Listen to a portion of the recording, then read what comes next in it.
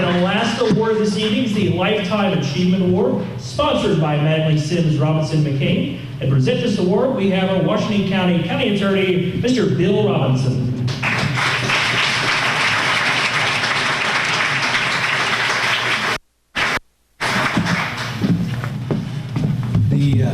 The family of this year's Lifetime Achievement honoree asked me if I would introduce her.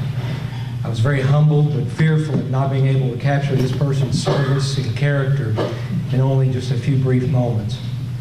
When I think about Lori Smith, I like to do so in the context of the movie It's a Wonderful Life, where George Bailey, through the intervention of his guardian angel, reminds us that if you move one grain of sand on the beach is forever changed.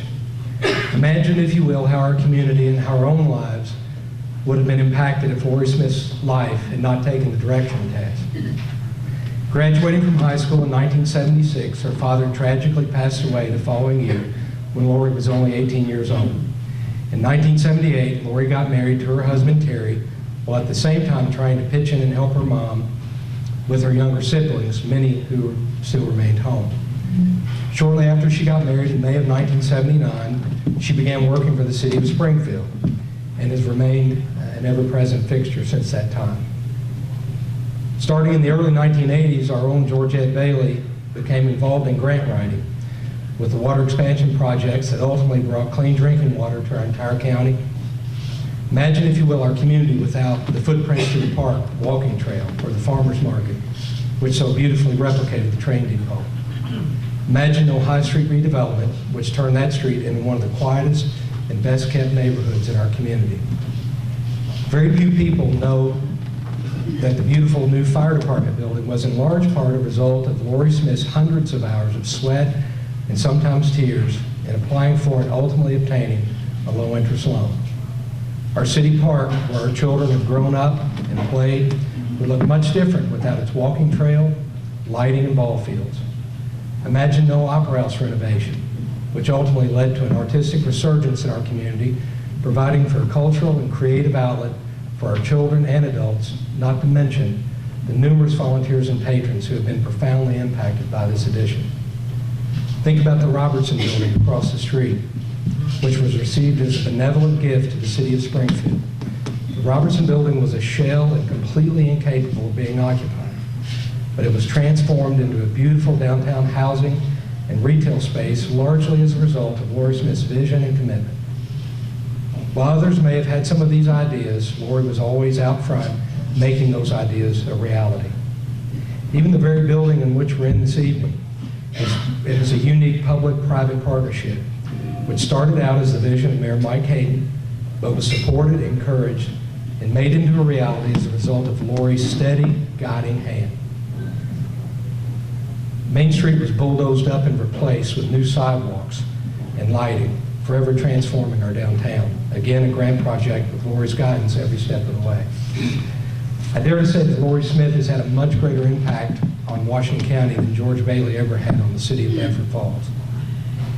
Lori's been a faithful and trusted advisor to 5 mayors and has worked with 19 different city councils.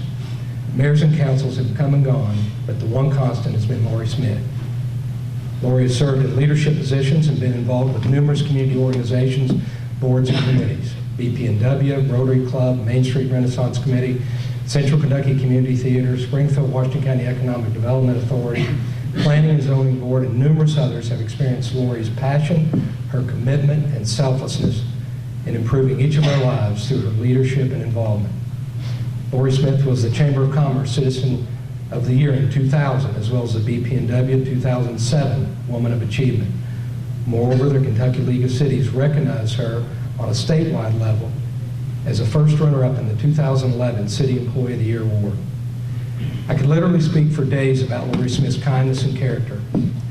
However, to keep you from having to endure that, David Brooks, in his book, The Road to Character, perfectly captures Lori Smith in a couple of short paragraphs.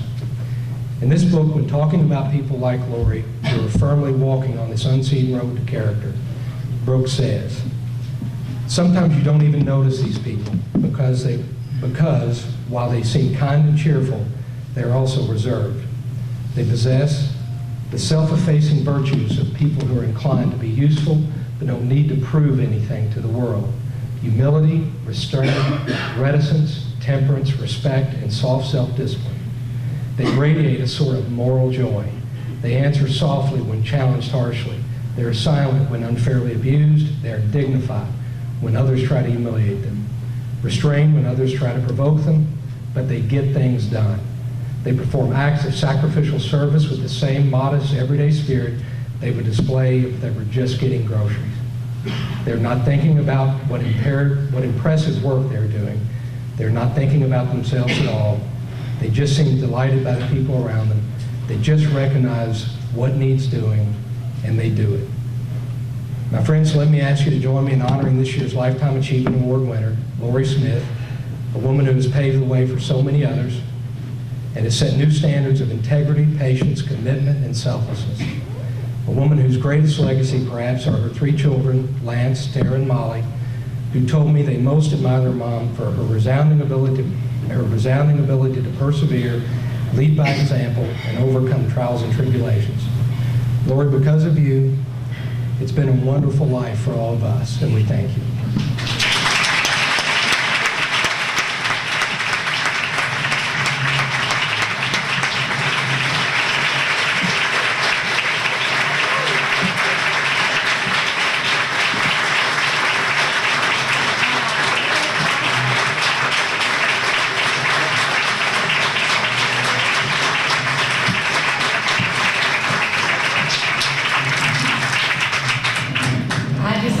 Wow, what else can I say?